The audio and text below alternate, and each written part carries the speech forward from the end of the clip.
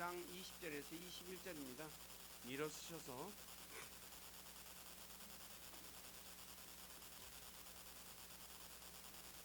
20절에서 저거 녹음 거기서 우리의 생활 방식은 하늘에 있으며 거기로부터 또한 우리가 구원자 주 예수 그리스도를 기다리노니 모든 것을 자기에게 복종시킬 때 사용하는 능력을 발휘하사 우리의 천한 몸을 변화시켜 자신의 영광스러운 몸과 같게 만드시리라. 아멘. 던지시기 바랍니다. 잠깐 기도하겠습니다. 아버지 하나님, 감사합니다. 장마가 시작되고 또 무더운 참 습한 날씨가 시작되는 이 날에 우리에게 베푸신 구원의 놀라우신 은혜와 사랑과 긍휼과 복들로 인해 주님을 찬양하고 예배하고자 이 자리에 모였습니다. 이곳에 함께 하셔서 저희 예배 받으시고 기록된 말씀을 통해서 주님의 선한 뜻을 우리에게 가르쳐 주시옵소서. 그래서 우리가 그것을 배우고 그 말씀에 굳건하게 쓰고 그 말씀에 순종해서 우리를 권하시는 아버지를 기쁘게 해드리는 우리 모두가 되기를 원합니다. 우리를 진리 가운데로 인도해 주셔서 진리 안에 걸어갈 수 있도록 도와주시고 영광을 받으시옵소서. 병상에 누워 계시는 우리 김정자 할머니 주님께서 기억해 주시고 주님께서 힘 주시고 은혜 주시고 주님께서 음식을 아버지는 삼킬 수 있는 그런 힘도 주셔서 건강을 회복해서 참 자녀들의 지금과 함께 생활할 수 있도록 주께서 도와주시고 영광을 받으시옵소서. 또 오늘도 부족하고 연약한 저를 이곳에 세워서 하나님의 말씀을 전하게 하신 아버지께 감사를 드립니다. 인간의 생각이나 뜻을 전하지 않게 하시고 오직 살아계신 하나님의 말씀만을 신실하게 전해서 말씀을 듣는 우리 지체들을 말씀 위에 굳건하게 세워주는 저가 되기를 원합니다.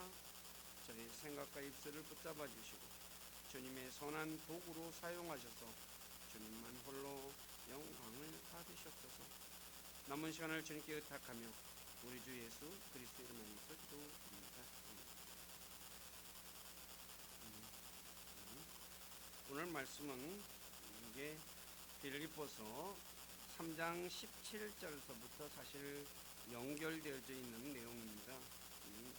20장 21절에 우리가 17절에서 19절에 사도 바울이 빌립보 교회에게 자기를 따르는 자가 되라라고 했죠. 그리고 자신과 이제 바울 일행이겠죠. 디모데라든가 그런 사람들이 우리가 너에게 본보기를 보인 것처럼 또 그렇게 걷는 사람들을 주목하라라고 말하면서 18절과 19절에 많은 사람들이 그리스도의 원수로 십자가의 원수로 걷는 사람들 때문에 자신이 눈물을 흘린다고 말을 합니다.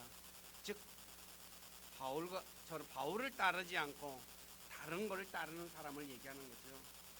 그런데 그 십자가의 원수를 대해서 19절에 그들의 하나님은 그들의 배요, 즉 자신의 배가 하나님인 사람, 그러니까 배를 위해서 사는 거예요.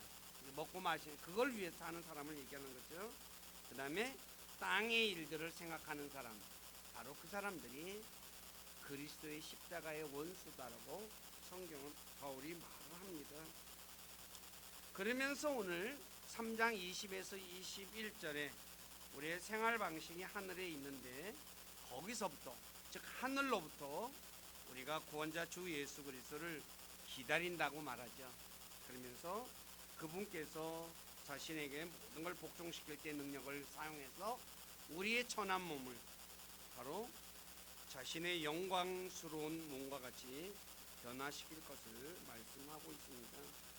그래서 오늘은 천한 몸과 영광스러운 몸이라는 제목으로 천한 몸은 어떤 몸이며 영광스러운 몸은 어떤 몸이기에 바울이 하늘로부터 주 예수 그리스도를 기다리는지 그 부분에 관해서 말씀을 좀 전하겠습니다.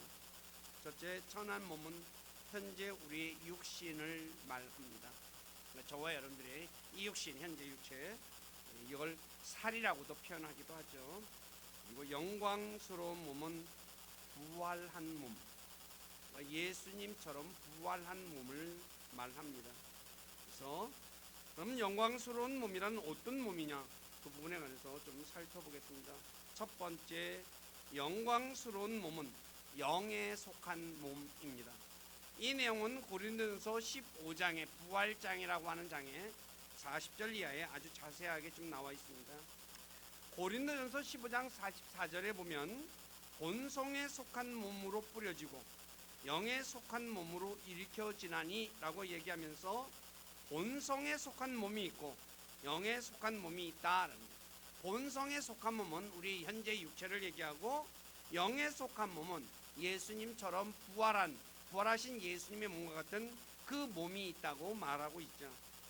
그러므로 천한 몸은 이 본성에 속한 몸이고 땅에 속한 것이라고 고린도전서 15장 47절에 말씀하고 있습니다. 바로 영광스러운 몸이 영에 속한 몸이죠. 그래서 고린도전서 15장 47절에 첫째 사람 아담은 땅에서 나서 땅에 속하거니와 둘째 사람 예수님, 마지막 아담이라고도 얘기하죠. 하늘로부터 나신 주시니라 바로 이야기하죠.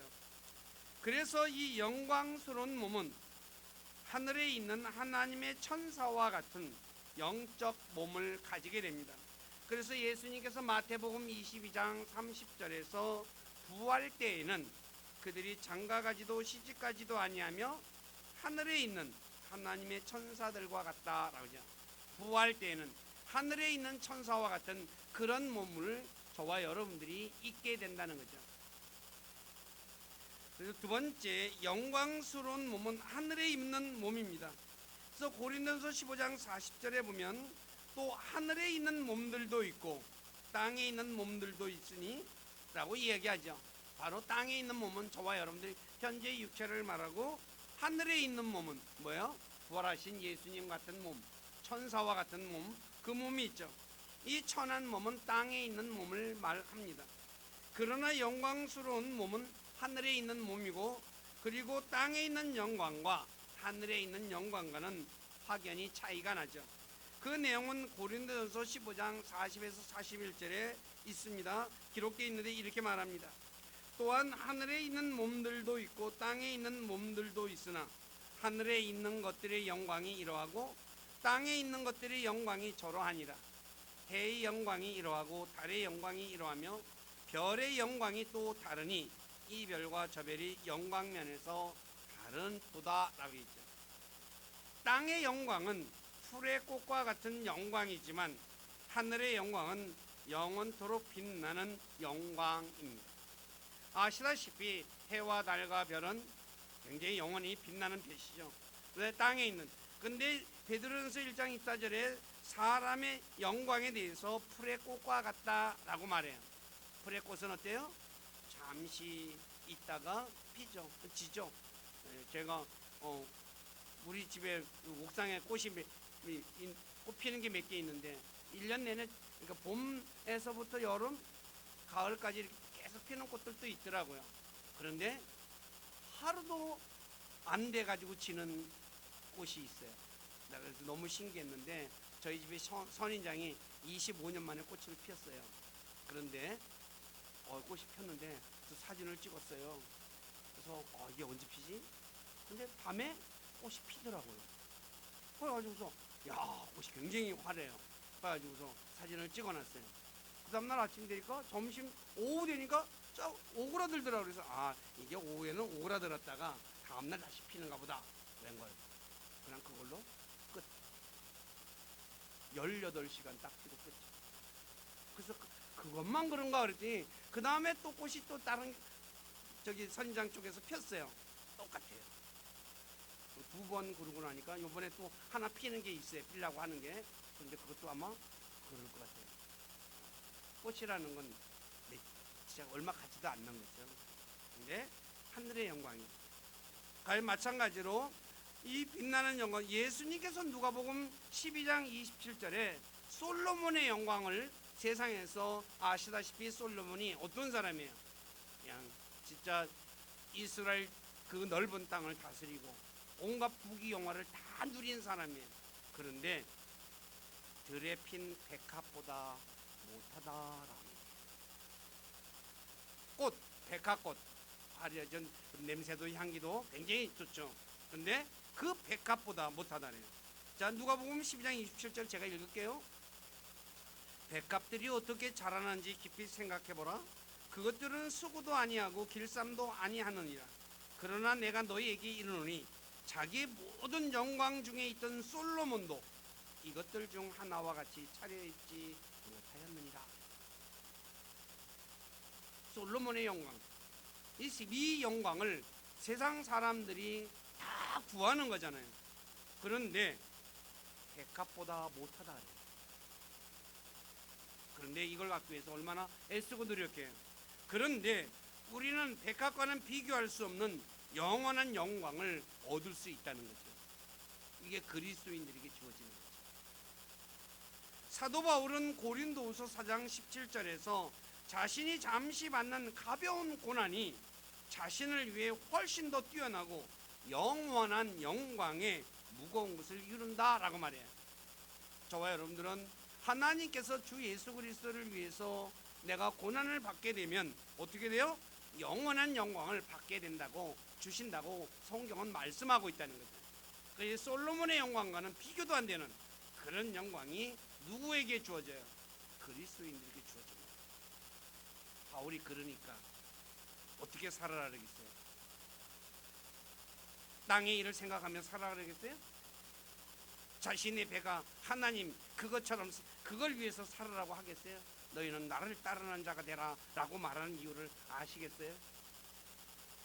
그런데 대부분의 그리스도인들은 이거를 바울을 따르지 않고 누구를 따라 살고 있어요? 솔로몬, 백합보다 못한 솔로몬의 그 영광, 그거를 위해서 살고 있는 게 오늘날 그리스도인들의 모습. 성경은 근데 그렇게 말하고 있잖아요. 하나님께서 제가 늘 말씀드립니다.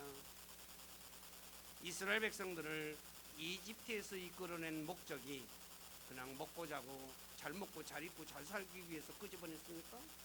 아니죠. 가나안 땅을 주기 위해서 이끌어냈죠. 저와 여러분들을 세상에서 이끌어낸 것, 왜 이끌어냈어요? 땅에서 잘 먹고 잘 입고 잘 살기 위해서 이끌어냈어요? 아니요. 하늘의 상속력을 주기 위해서 이끌어내신 거예요. 근데 우리는 눈이 어디에 꽂혀 있어요? 하늘의 상속력에 꽂혀 있지 않고 어디에 꽂혀 있어요? 땅에 꽂혀 있어요. 이스라엘 백성들이 가나안 땅에 꽂혀 있지 않고 어디에 꽂혀 있어요? 그냥 광야 생활에서 꽂혀 있는 거예요. 그냥 뭘 먹을까 뭘 마실까 맨날 그거 가지고 싸우고 불평하고. 성경은 우리에게 아주 정확하게 가르쳐주고 있다는 거예요. 우리 교회 식구들만이라도 제발 간곡히 부탁합니다. 하늘의 것을 바라보며 사시기를 부탁드립니다.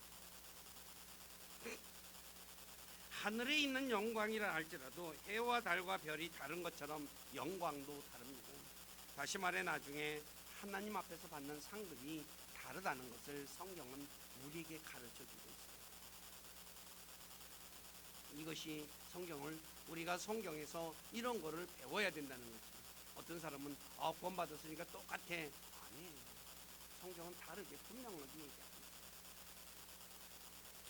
세 번째, 영광스러운 몸은 썩지 않는 몸입니다. 고린도전서 15장 42절에 보면 죽은 자들의 부활도 이와 같으니라. 그것은 썩는 것 가운데 뿌려지고 썩지 않는 것 가운데 일으켜지며. 고린도전서 15장 50절에 보면 육체를 얘기합니다. 썩는 것이라 말씀하고 있듯이 이 천한 몸은 썩는 몸이죠. 우리 육체는 죽으면 땅에 묻혀 썩습니다. 이것은 성경은 흙으로 돌아간다고 말씀하고 있죠. 왜요? 사람은 흙으로 만들어졌기 때문이죠. 그래서 저희 육체는 흙으로 만들어졌으니까 어떻게 해요? 흙으로 돌아가는 거예요. 그래서 하나님께서 사람에게서 숨을 가져가시면 사람은 다시 흙으로 돌아가는 거예요. 그러니까 썩어서 없어지는 거죠. 뭐 여러분들 아시다시피 무덤을 갖다 이장하려면 어떻게 해요? 예, 파묘하잖아요. 해가지고 치신 어때요? 보면 뭐만 남아 있어요? 살이 없어요. 뼈만 몇 개 있잖아요. 그것도 오래되면 어떻게 뼈까지도 어떻게 해요? 다 없어져요. 흙으로 없어지는, 썩어서 없어지는 거죠. 그러나 영광스러운 몸은 썩지 않는 몸이에요. 그러니까 저와 여러분들이 이 부활의 몸을 입게 되면 썩지 않는 몸을 입는다는 거죠. 네 번째, 영광스러운 몸은 부활하신 예수님과 같은 권능 있는 몸입니다. 고린도서 15장 48절에서 49절에 이렇게 말합니다. 땅에 속한 자들은 또한 땅에 속한 그 사람과 같고 하늘에 속한 자들은 또한 하늘에 속한 그분과 같으니, 하늘에 속한 그분이라죠. 우리가 땅에 속한 그 사람의 형상을 지닌 것 같이, 아담의 형상, 육체를 입은 것 같이 또한 하늘에 속한 그분의 형상을 지니게 되리라. 부활하신 예수님처럼 그 형상을 입게 될 것이라고 말씀하고 있죠. 이 부활하신 예수님은 바로 요한복음 20장 19절에 말씀하고 있듯이 시공간을 초월하는 몸입니다. 그냥 우리 육체는 시간과 공간을 초월하지 못하죠. 근데 예수님은 어때요? 시간과 공간을 초월해요. 요한복음 2장 19절에 보면 제자들이, 유대인들이 무서워서 방을 들어와 가지고 문을 꼭꼭 걸어 잠그죠. 그런데 예수님이 어떻게 해요? 그냥 벽을 뚫고 그냥 들어와요. 말이 돼요? 바로 시공간을 초월하는 몸이기 때문에 그렇다는 거죠. 앞서 부활한 몸은 하늘에 있는 하나님의 천사와 같다고 말씀하고 있죠. 근데 하나님의 천사는 열왕기하 19장 35절에 보면 하룻밤에 군사 18만 5천 명을 죽일 수 있는 권능을 가졌어요. 하룻밤에 18만 5천 명을 어떻게 죽이겠어요? 뭐 요새도 폭탄이 어마어마한 그 뭐랄까 핵폭탄 같은 경우에 몇십만 명도 죽인다 그러죠. 근데 어떻게 해요? 어떤 사람은 죽고 어떤 사람은 뭐 그냥 다치기도 하죠. 근데 다친 사람 없이 그냥 18만 5천 명을 하룻밤에 죽여요. 어떻게, 얼마나 권능이 있길래 그렇게 죽일 수가 있겠어요? 사람의, 저와 여러분들이 상상을 초월하는 권능을 가졌다는 거죠. 그래서 열왕기하 19장 35절에 그 밤에 주의 천사가 나가 아시리아 사람들의 진영에서 18만 5천 명을 치매 그들이 아침에 일찍 일어나니 보라 그들이 다 죽어 송장이 되었더라. 상상이나 됩니까? 바로 이런 권능을 가진 몸을 입게 되는 거죠. 그러나 천한 몸은 연약한 몸입니다. 그래서 육체는 풀과 같은 것이라고 말하고 있죠. 우리가 알고 있듯이 풀이 얼마나 연약합니까? 살짝 건들기만 해도 상처 있고 힘을 주어 꺾으면 힘없이 꺾여요. 그래서 성경은 연약한 육체에 대해서 이사야 51장 8절에 보면 조물 먹고, 욥기 7장 5절과 21장 26절에 보면 벌레가 먹는다고 말해요. 사람이 얼마나 벌레에 약합니까? 벌레가 물면 상처가 나고, 상처가 심하면 골마 터지고 심지어 죽기까지 하잖아요. 저와 여러분들이 모기 같은 거 물어도 어때요? 상처 나잖아요. 육체. 그래서 사도행전 12장 33절에 보면 헤로드 왕이 벌레에 먹혀 죽었다고 말하고 있어요. 왕이 하나님께서 치니까 어때요? 하나님께서 벌레들이 먹혀서 헤롯이 죽었다고 성경은 말씀하고 있어요. 우리가 지난 3년간 코로나 때문에 얼마나 많은 사람이 죽고 병들어 고생했습니까? 왜 죽고 병들고 했습니까? 연약한 몸을 가졌기 때문입니다. 그래서 발바닥에서 정수리까지 심한 종기로 인해 고통을 받는 욥이 욥기 6장 12절에서 내 기력들이 돌들의 기력이냐? 내 육체가 노추로 되었느냐라고 하는 거예요. 노시면 어떻게 돼요? 강하잖아요. 근데 그러지 못하고 연약하니까 어떻게 해요? 종기로 인해서 얼마나 고통을 많이 겪었습니까? 또 우리가 알고 있듯이 고린도후서 12장 7, 9절에 보면 사도 바울이 자신의 몸에 있는 가시 때문에 엄청난 고난을 받고 살았죠. 그래서 하나님께 3번이나 가시를 제거해달라고 간청을 합니다. 그런데 하나님이 뭐라고 말합니까? 내 은혜가 내게 족하다, 내 은혜가 내게 충분하다 라고 하면서 가시를 제거해 주지 않아요. 아픈 사람의 소원이 뭡니까? 안 아픈 거야. 아파 본 사람은 알죠? 그냥 감기 같은 거 말고 진짜 뭐 심하게 아픈 거. 근데 바울은 하나님께서 자신에게서 가시를 제거해 주지 않았지만 불평하지 않죠. 오히려 크게 기뻐하고 자신의 연약한 것을 자랑했다라고 말해요. 왜 자랑했어요? 하나님의 권능이 자기 위에 머무르기 때문에. 이게 신비로운 겁니다. 하나님은 강한 자를 사용하시지 않아요. 왜 그래요? 강한 자를 사용하시면 어떻게 돼요? 자신이 영광을 못 받거든요. 그래서 하나님은 약한 자를 사용하시는 거예요. 그러니까 그리스도인들이 약한 것에 대해서 뭐랄까 뭐 안타까워할 이유도 없고 부끄러워할 이유가 없는 거거든요. 이거를 아는 사람은 뭐예요? 늘 주님을 의지하고 사는 거예요. 그러니까 주님의 그 권능이 그러니까 약한 걸 통해서 드러나는 거거든요. 이게 신비로운 겁니다. 세상은 강한 걸 통해서 일을 해요. 근데 하나님은 그렇지 않다는 것 잊지 마시기를 바랍니다. 그러나 영광스러운 몸은 권능 있는 몸이기에 병들지 않고 아프지도 않아요. 영적인 몸이죠. 그래서 죽지도 않고 고통도 아픔도 없는 몸입니다. 이것은 요한계시록 21장 4절에 보면 우리가 하늘나라에 가면 어떻게 됐습니까? 주님께서는 모든 사람의 눈물도 씻어주고 다시는 사망도 없고 슬픔도 울부짖음도 없으며 또 아픔도 다시는 없으리라. 자, 거기에는 사망이 없어요. 영원히 사는 곳이니까. 슬픔도 없죠. 아픔도 없어요. 얼마나 좋은 몸입니까? 그러니 바울이 우리 주님이 오시는 걸 기다릴까요 말까요? 예? 기다리는 너무나 당연한 거예요. 또 천한 몸은 연약해서 죄를 짓습니다. 로마서 6장 19절에 보면 너희 육신이 연약함으로 내가 사람들의 관례대로 말하노니 전에 너희가 너희 지체를 부정함과 불법의 종으로 내주어 불법에 이른 것 같이 이제는 너희 지체를 의에게 종으로 내주어 불법에 거룩함에 이르라 그러죠. 자, 우리 지체는 연약해서 어떻게 해요? 죄를 쉽게 져요. 그리스도인들이 할지라도 죄 짓고 살잖아요. 왜 그래요? 연약해서 그렇거든요. 그래서 골로새서 2장 11절에 육신을 가리켜 죄들에 속한 몸이다 라고 말하는 거예요. 죄덩어리 몸이라는 거죠. 그런데 이 사람의 연약함을 아시는 하나님께서 예수님을 보내서 죄로 인하여 육신 안에 죄를 정죄하신 거예요. 저희 연약함을 알기 때문에. 그러나 영광스러운 몸은 권능이 있어 죄를 짓지 않습니다.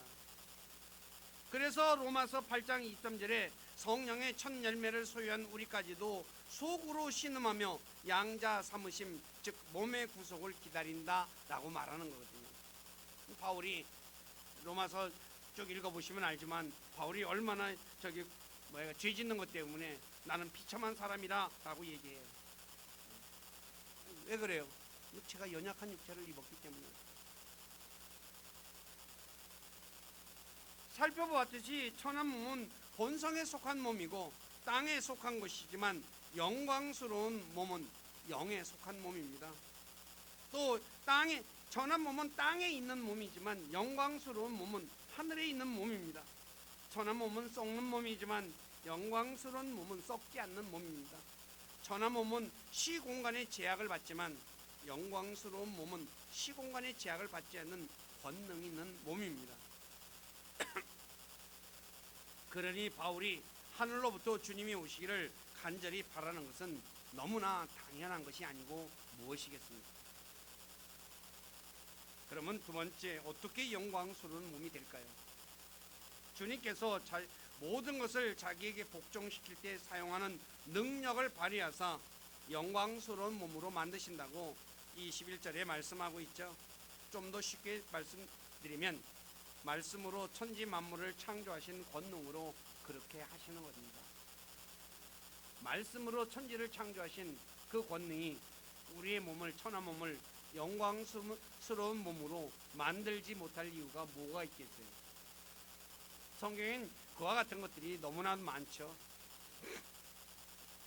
그래서 예수님께서 다시 오시면 모든 만물을 자신의 발 아래 복종시킬 것이라고 히브리서 2장 8, 9절에 말씀하고 있는 거예요. 주님이 오시면. 그러니 주님이 오실 것을 기다리는 건 너무나 당연한 거죠. 그러면 주 예수 그리스도를 기다려야 할까요? 사도 바울은 하늘로부터 우리의 구원자 주 예수 그리스도를 기다린다고 했습니다. 왜 기다릴까요? 자신의 육신 안에 있는 동안 자신이 원하는 선은 행하지 않고 자신이 원치 않는 악을 행하기 때문입니다. 여기가 이 사람들이 살아가면서 죄에 대해서 민감한 사람은 어떻게 해요? 죄 짓는 것에 대해서 괴로워요. 근데 생각이 없는 사람은 뭐예요? 죄를 짓는지 안 짓는지조차도 의식하지 못하고 살죠. 근데 바울은 로마서 7장 18, 19절에 이렇게 말합니다. 내 안에 곧 내 육신 안에 선한 것이 거하지 아니하는 줄을 내가 아노니 원함은 내게 있으나 선한 그것을 어떻게 행할지는 내가 찾지 못하였노라. 이는 내가 원하는 선은 내가 행하지 아니하고 도리어 내가 원치 아니하는 악을 곧 그것을 내가 행하기 때문이라 라고요. 오늘 저와 여러분들은 죄 짓는 부분에 대해서 바울처럼 이렇게 고민한 적이 있습니까? 안 지려고 참 몸부림치는데 근데 어떻게 해요? 또 쳐요. 그러니 어때요? 그래서 바울이 자기를 가리켜 로마서 7장 24절에 오 나는 비참한 사람이로다 라고 얘기하는 거예요. 한마디로 한심한 놈이다. 왜요? 죄 짓고 사니까. 그렇잖아요. 그래서 이 사망의 몸에서 누가 나를 건져내랴? 바로 그러면서 우리 주 예수 그리스도를 해서 감사하노라 라고 얘기하잖아요. 그리고 앞서 말씀드렸듯이 바울이 자신의 육체 안에 가시로 인해 고통을 받고 있으니 얼마나 괴롭겠어요. 알다시피 가시에 찔리면 고통스럽습니다. 저도 가시에 찔려보니까 뭐예요? 아주 고통스러워요. 특히 선인장 가시에 찔려보니까 가시가 어디 박혔는지도 모르겠어요. 그래가지고 이 가시가 한 일주일 이상 간 것 같아요. 눈에 보여야지 빼낼 텐데 보이지는 않고 따가워요. 그래서 선인장 옆에 가까이 안 가요. 찔릴까 봐. 워낙 내가 고통을 많이 당해보니까. 그러니 평생 가시로 인해 고통을 받으니 얼마나 괴롭겠어요, 바울이. 그러니 바울이 주 예수 그리스도를 기다리는 건 당연하죠. 그렇지 않겠습니까? 몸이 건강한 사람들은 주님이 오시는 것을 원치 않을 수도 있지만 병상에 누워 계시는 분들이 어서 빨리 주님이 오시면 좋겠다고 말하죠. 그렇죠? 네.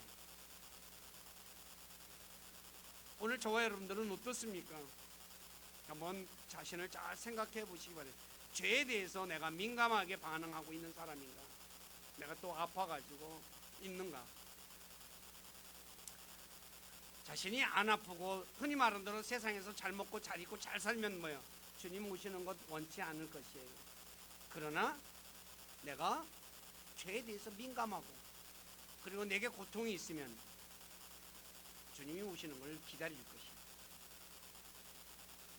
예를 들어서 시편 39편 3, 4절에 다윗처럼 자신이 연약한 존재인 것을 알고 최선의 상태에서도 헛된 것임을 아는 사람은 주님이 오시는 것을 기다릴 거예요. 그렇지 않을까요? 한번 시편 39편 4, 5절 한번 읽어보시기 바랍니다. 시작.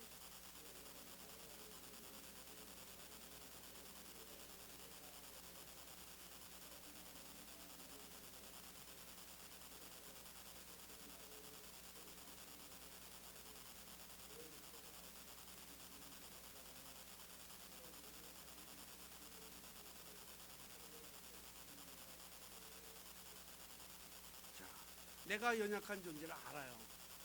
그럼 어때요? 주님 빨리 오세요. 그러니까. 그렇죠? 내 날들이 어떻게 해요? 한 번밖에 안 돼요. 주님이 오시면 뭐예요? 영원히 사는 거예요. 그걸 기다리는 건 당연하겠죠. 그 다음에 내가 최선의 상태인데도 그냥 다 헛되다.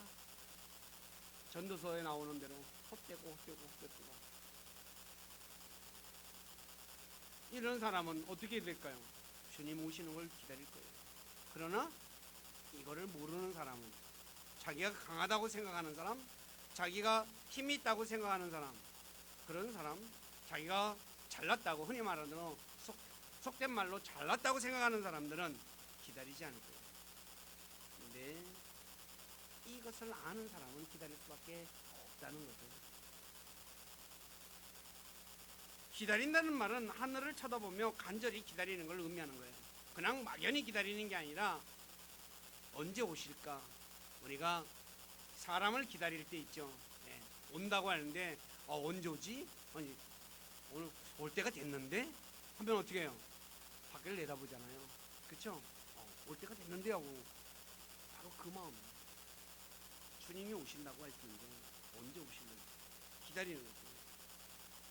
우리 모두는 주님이 속히 오실 것을 기다리며 지내고 있습니까? 아니면 좀 더 있다 오셨으면 하고 있습니까? 사람마다 자신의 처한 환경에 따라 다르겠지만 다윗처럼 자신의 상태를 알고 있다면, 또 바울처럼 자신이 원치 않는 악을 행하고 있다는 것과 가시로 인해 고통받고 있는 분들은 어서 주님이 오셨으면 하실 것입니다. 그리스도인들은 속히 오실 주님의 재림을 기다려야 합니다. 그래서 요한계시록 22장 20절에 보면 주님께서 이렇게 말했죠. 이것들을 증언하는 분께서 이르시되 내가 반드시 속히 오리라. 반드시 속히 오리라 하니까 뭐라고 합니까? 아멘. 주 예수님이요 과연 그와 같이 오시옵소서. 주님이 속히 오겠다고 하니까 예, 빨리 오십시오 라고 했다는 거죠. 오늘 저와 여러분들이 만약에 여러분들에게 내가 속히 오겠다 라고 하면 여러분들은 뭐라고 대답하시겠어요? 사도 요한처럼 아멘, 주 예수님이요 속히 오시옵소서 하시겠습니까? 아니면 안 됩니다, 좀 더 있다 오셨으면 좋겠습니다 라고 하시겠습니까? 한번 자기를 잘 살펴보십니다. 우리가 이 땅에서 살면 우리는 진짜 하늘에 가보지 않아서 사실 뭐랄까요, 좀 막연한 것이 있죠. 근데 바울은 셋째 안에 갔다 왔으니까 그것이 얼마나 좋은지 또 알고는 있겠죠. 우리가 외국 여행 가보면, 저는 뭐 많이 다니지는 않아가지고 어디가 좋은지 몰라요. 근데 예를 들어서 좋은 데를 갔다 오면 어떤 생각을 가져요? 다시 가봤으면 좋겠다라고 생각하잖아요. 근데 바로 이 하늘은 우리가 이 땅과는 비교할 수 없는 곳이라는 거예요. 어마어마하게 좋은 곳이에요. 이스라엘 백성들이 가나안 땅 정탐하고 와서 뭐라 그랬습니까? 엄청나게 좋은 땅이라 그랬죠. 기름지고, 그렇죠? 그러니까 이집트 땅과 비교도 안 되고 광야와도 비교가 안 되는 그런 엄청난 좋은 곳이 하늘에 바로 이 땅과는 비교할 수 없는 엄청나게 좋은 곳이라는 것 꼭 기억하시고 주님의 오심을 사모하며 사시는 분들이 되시기를 부탁드립니다. 그러면 주님이 오실 때까지 어떻게 살아야 할까요? 순결하게 살아야 합니다. 그냥 살면 안 됩니다.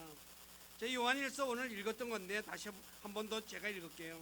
사랑하는 자들아, 이제 우리는 하나님의 아들들이니라. 우리가 앞으로 어떻게 될지는 아직 나타나지 아니하였으되 그분께서 나타나시면, 주님이 오시면 우리가 그분과 같게 될 줄 아노니, 즉 부활하신 주님과 같게 될 줄 아노니, 이는 우리가 그분께서 계신 그대로 볼 것이기 때문이라. 예수님하고 우리가 얼굴을 마주 본다는 거죠. 그분 안에서 이 소망을 가진 자마다 그분께서 순결하신 것 같이 자기를 순결하게 합니다. 깨끗하게 합니다. 주님이 우리 주님 만나잖아요. 주님과 함께 또 결혼해야 되잖아요. 그러니 어떻게 살아야 될까요? 순결하게 사셔야 됩니다. 오늘날 그리스도인들은 과연 그렇게 사는 사람이 얼마나 될까요? 저와 여러분들은 부끄러운 모습으로 주님 앞에 서서는 안 됩니다. 꽤 됐지. 이제 결혼한 사람이 두 사람 여기 이제 좀 있으면 결혼할 사람이지, 그죠? 근데 누더기 같은 옷 입고 결혼식에 가요? 그런 부분 없죠, 그죠? 깨끗한 옷 입고. 그러니까 저와 여러분들도 주님 만날 때 진짜 깨끗하게 만나야 한다는 거 꼭 잊지 마시고 순결한 삶을 사시는 분들이 되시기를 부탁드립니다. 말씀 정리합니다. 빌립보서 3장 20절 21절에서 사도 바울이 하늘로부터 구원자이신 주 예수 그리스도께서 오시면 우리의 천한 몸을 영광스러운 몸으로 변화시킨다고 말씀하셨죠. 이 영광스러운 몸은 영에 속한 몸이며 하늘에 있는 몸이며 썩지 않는 몸이며 시공간의 제약을 받지 않는 권능 있는 몸입니다. 우리 모두는 이와 같이 영광스러운 몸을 속히 입고 싶지 않습니까? 아마도 우리 대부분은 영광스러운 몸을 빨리 입고 싶을 것입니다. 그렇다면 주님께서 다시 오실 때까지 순결한 삶을 살아 기쁨으로 주님을 맞이하는 분들이 되시기를 주님의 이름으로 부탁드립니다. 기도하겠습니다. 아버지 하나님, 부족한 자가 빌립보서 3장 20에서 21절의 말씀, 우리 주님께서 오시면 우리의 천한 몸을 영광스러운 몸으로 우리를 변화시킨 것을 말씀하셨습니다. 사도 바울은 그래서 우리 주님이 오시기를 기다리며 살았습니다. 그런데 우리는 과연 바울처럼 주님이 오시기를 기다리며 살고 있는가 생각해 볼 때 그렇지 못한 것 같습니다. 그 이유는 다름 아니라 우리가 영광스러운 몸이 어떤 몸인지 잘 알지 못하기 때문에 그런 줄 압니다. 오늘 성경 말씀 통해서 영광스러운 몸은 영에 속한 몸이며 하늘에 있는 몸이며 썩지 않는 몸이며 시공간의 제약을 받지 않는 권능 있는 몸이라는 것 우리가 기억하며 그것을 덧입기 위해서 우리가 진짜 주님 오실 때까지 깨끗하게 사는 우리 교회 모두가 되도록 주님께서 도와주시고 그리고 그렇게 살아갈 수 있도록 힘주시고 은혜를 허락해 주시옵소서. 그래서 주님 만날 때 진짜 기쁨으로 만나는 우리 교회 모두가 되도록 만들어 주시기를 간절히 원하며 우리 주 예수 그리스도의 이름 안에서 기도드립니다.